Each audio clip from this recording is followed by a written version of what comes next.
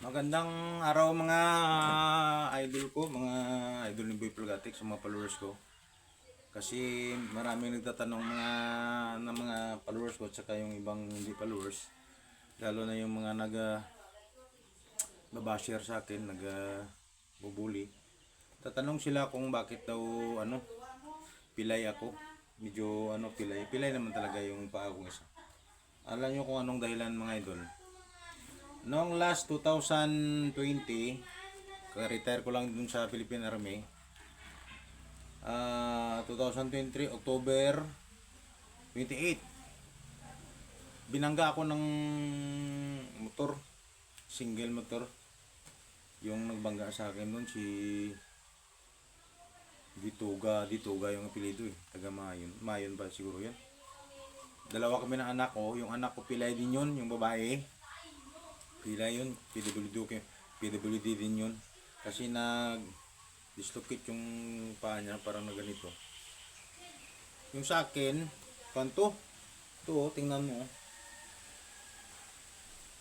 Kumbaga, ang turka nito, 8. So, stainless to mga idol. Hindi to maayos kasi, kuha na, nabasag pagbangga ba. So yun ang tanong nyo na sinagot ko na kasi marami nagtatanong, matagal lang nagtanong sa akin.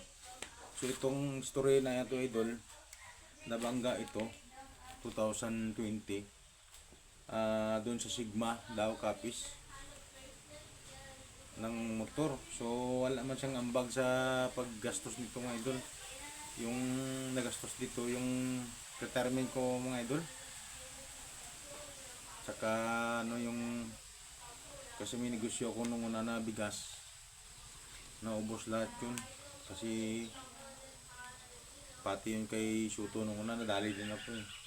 So yun mga idol, yung tanong nyo na matagal na, ito yung kasagutan niya. Gagawin ko ngayon idol, mag long videos ako para malaman nyo kung anong story ng buhay ko. Pati yung simula ng grade 1 ako hanggang sa pagsundalo ko hanggang ngayon.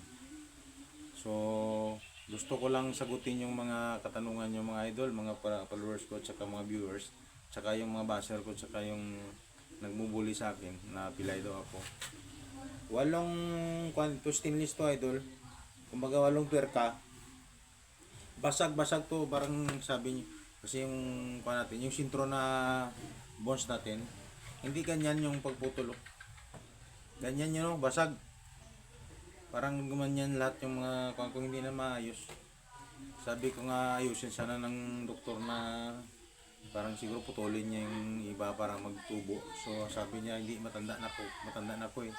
So yun, mahirapan daw pagtubo. So yun lang mga idol abangan nyo yung mga iba kong istorya.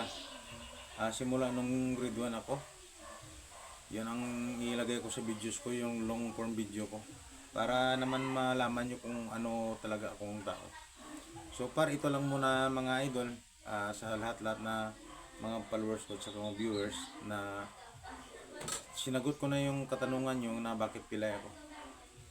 Actually hindi naman ako pilay masyado. Kakatakbo pa rin ako, pero dandahan lang kasi iniingatan ko yung stainless ko. Milig ko sa marami akong sports sana na mahilig, boxing tsaka basketball. Naglalaro din ako. So ngayon wala na, boxing na lang turo ako dito idol.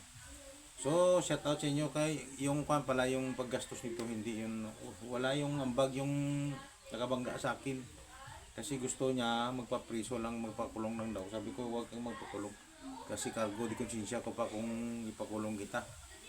So mas mabuti pa na ako. Kung may tulong ka na. Kung wala tayong magawa.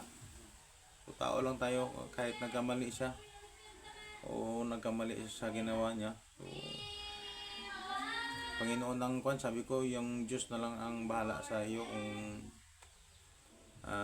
may tulong ka o wala. Basta sa akin, humingi ako ng tulong sa iyo kahit kunti lang. So, hanggang ngayon wala man siya itulong. So, okay pa rin.